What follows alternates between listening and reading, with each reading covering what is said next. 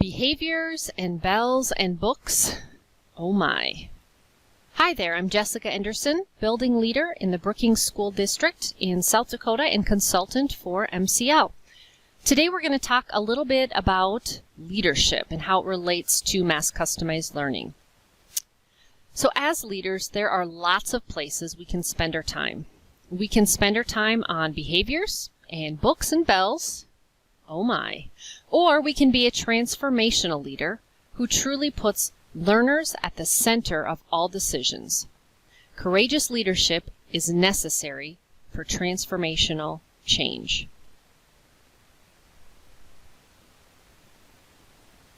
So, you may be wondering if you have what it takes to step away from being a manager and becoming a leader.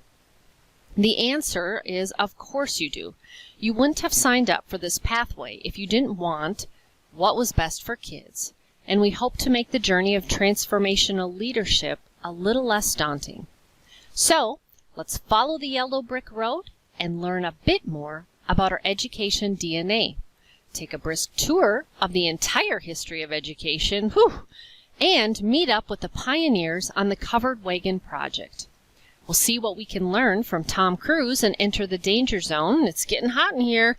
And we'll learn more about why we are here. Are you ready? Don't look back because you're not going that way. So our society is fixated on credentials. Do they have their high school diploma? What was their SAT scores? How many AP courses did they take? What was their GPA? Good grief, we spend a lot of money to obtain these credentials. Think of the rising K-12 costs alone and college tuition, the time spent in school and the amount of homework and the number of standardized tests that we give. Let's take a closer look at just how much we spend per learner in the United States. Here are a few examples, and you can see that some states are spending over $15,000 on average per learner each year. Yikes. So, what's our bang for our buck? Well, it ain't good, folks. Despite enormous investment, the majority of our learners lack the skills necessary to get a good job. They're not informed citizens, are not happy people. So, what are we good at? Tests. Our kids can memorize information and take tests. Let's look at what data is telling us, with special thanks to Wagner and Dintersmith from the book Most Likely to Succeed. 11% of business leaders think colleges satisfactorily prepare learners for success in the workplace. Over 50% of recent college grads are either unemployed or holding a job any high school grad could fill. Yet, 94% of U.S. adults still believe a college education is critically important to career prospects. How about mental health statistics? Well, they're also bleak. Since 1950, college-age suicides in the United States have doubled. High school age suicides have tripled. And when asked what they most wanted for their children, parents responded with, "I just want my child to be happy." So, with all that information, one might ask, how did we get to this place? Why do we do the things we do in education? Well, let's take a brisk tour of the entire history of education.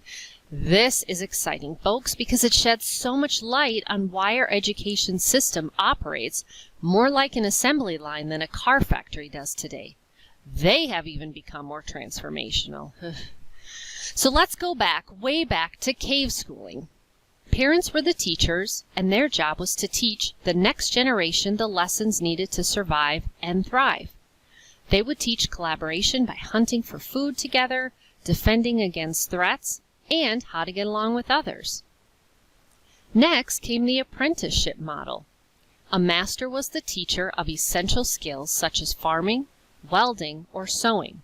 These skills would be passed down from generation to generation by a master. You would learn by doing and remain in apprentice mode until mastery was achieved. Sounds pretty good, right? Well, then some thought they were better, and they shouldn't have to farm or weld or sew, and they were the aristocrats. Hence, the credential model was born. Skills perceived important for the ruling class, such as fine arts, were taught by a mentor. The reputation of the mentor was credential earned by the student. And then, around 7 centuries ago, demand arose for copies of the Bible. The Latin grammar school model was developed by monks and priests transcribing the Holy Bible. This model revolved around 4 principles: standardization, time efficiency, minimization of error, and intolerance to accidental or creative departure from the norm. You see, they wanted to ensure that all transcriptions looked the same. They wanted to ensure the stories of the Bible stayed true to history, and there was no room for personal opinions. This makes total sense for what they were trying to accomplish. The Prussian model took this same idea and brought it to our wee ones. A teacher would teach skills needed on a scalable basis in an early industrial economy. This included an 8-year regimen that would focus on reading, writing, and arithmetic. In 1843, Horace Mann brought this idea to America. One could argue the rest is history, as most are stuck in the same model today. But wait, it gets better. The assembly line model is all about numbers and efficiency. It took the concept of the Prussian model and made it doable on a large scale. You see, we had an influx of immigrants and refugees, and factory workers needed basic skills such as follow orders, be punctual, and perform rote tasks using the 3 R's. We needed workers, and the fastest way to educate them was using an assembly line approach. So let's look at the example of teaching someone to ride a bike using our current structure. A teacher would lecture and assign reading from a bicycle textbook. The student would memorize components of a bike, and some students would struggle and others would excel, but none would actually get on a bike and ride it, because learners would be spending their time memorizing low-level content instead of actually learning how to ride a bike. So since we've always done it that way, it must make sense, right? Well, Einstein would say we're insane. You know the famous quote, doing the same thing over and over again and expecting different results. So I love what Wagner and Dintersmith say in their book, Most Likely to Succeed, about the purpose of education, the true purpose. It is to facilitate learning process of cognitive and social skills, to prepare learners to be responsible, contributing citizens, to build character, and to facilitate process of self-discovery, to inspire learners through the study of humanity's great works, and to prepare learners for productive careers. So this aligns so well with the spheres of living that you may be familiar with. There's so much more to education than the assembly line approach of lecturing a whole group of students or reading from a textbook to memorize information. And thank goodness for that. Let's look at another example, the Covered Wagon Project. Just think if back in the day during the pioneer times, if folks would have spent all of their time trying to improve the covered wagon by tinkering with it. Maybe changing the wheels for larger ones, swapping out the cover for a lighter one, etc. We would all be doomed today, as we wouldn't have cars. We had to lunge or leapfrog over the covered wagon and think outside the box, or Conestoga, to create something entirely different, something better.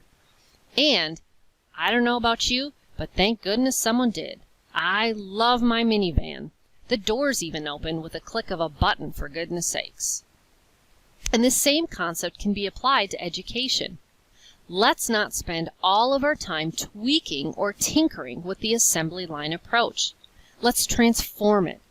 Just like we are thanking those early out-of-the-box thinkers for inventing the automobile.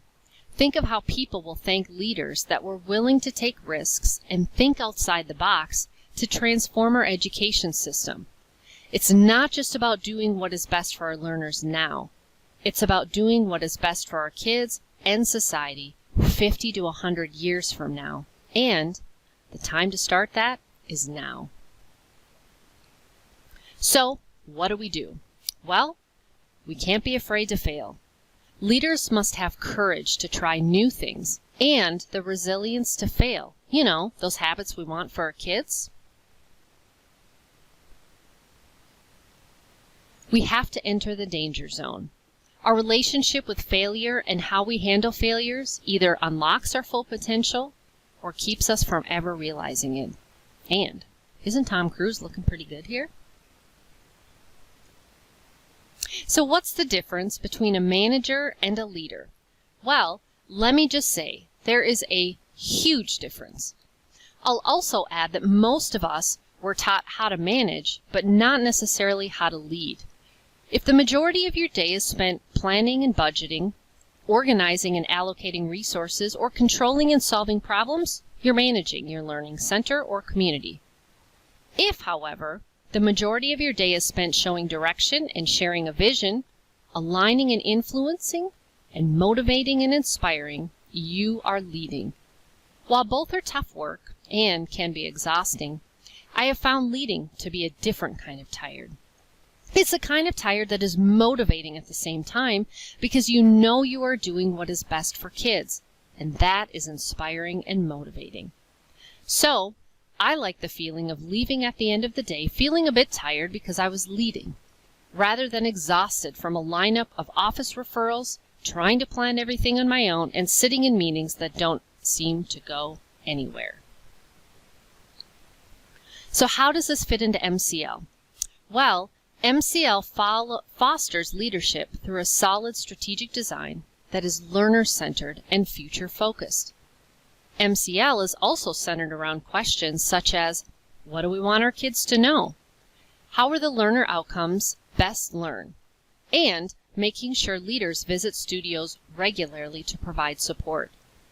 MCL also focuses on growth mindset and innovation, as it is important to stay current on best practices for how LOs can best be learned. So I applaud you for being courageous and your willingness to learn more about MCL. The reality of why we are here is our drive to do what is best for kids. We can all think of many examples of failures in our own lives, I am sure. However, what if we thought about these failures differently? What if we looked at them as opportunities to get better? The same practice can be applied to the most successful businesses today. Walt Disney is an example. He was told he had too much imagination. His plans and ideas would never work. How many times was Steve Jobs or Bill Gates told the same thing? Well, needless to say, they're doing all right. And they have changed the way we watch movies, experience theme parks, and communicate while on the go. And having access to a thing called a computer, I wouldn't want to give up any of those things. And I'm thankful that Disney, Jobs, Gates, and so many more had the courage to fail, pick themselves back up, and try again. It takes guts, folks, but we all have them. We just have to find them. So I ask the question again, where do you want to spend your time? Do you want to spend it cooped up in an office dealing with behaviors and bells and books? Oh my. I, for one, would not find that very meaningful, which in turn would become exhaustion and the feeling of being burnt out. I feel this is one of the reasons so many are leaving our profession. They feel overwhelmed with the B words mentioned earlier and feel trapped in a vicious cycle that doesn't seem to get results. Once we transform the way we do school, our roles change from managing to leading, and that makes all the difference. We can focus on relationships, innovation, and true leadership. The reality that I have found is if I'm making decisions based on what is best for kids, things seem to be so much more simple and less daunting. It also makes coming to work each day exciting, as the possibilities are endless. And let me say, it has changed my life. I used to leave tired, wondering if I was really making a difference as a teacher. After reading Inevitable and changing the structure of school, I still left tired, but I was even more excited to come back the next day. I knew my learners better than I had ever before. I knew I was meeting them where they were at and challenging them to go further. Now, flash forward almost a decade, in a leadership role, I can honestly say I feel the same way. I know my facilitators better because I'm not stuck behind my desk all day dealing with the B words. The reason I chose to become a school leader was I wanted other facilitators to experience the joy and deep level of satisfaction that comes from putting learners at the center. Being a facilitator should feel invigorating, exciting, challenging, and wonderful. And as if we as leaders are feeling this way, well, it's contagious. Does that mean that every day will be perfect? Heck no. But that's the exciting part. We get to reflect and make the next day even better. Does it get any better than that? In a way, each day can be a fresh start. And when your learners and facilitators are excited to be there, it is truly awesome.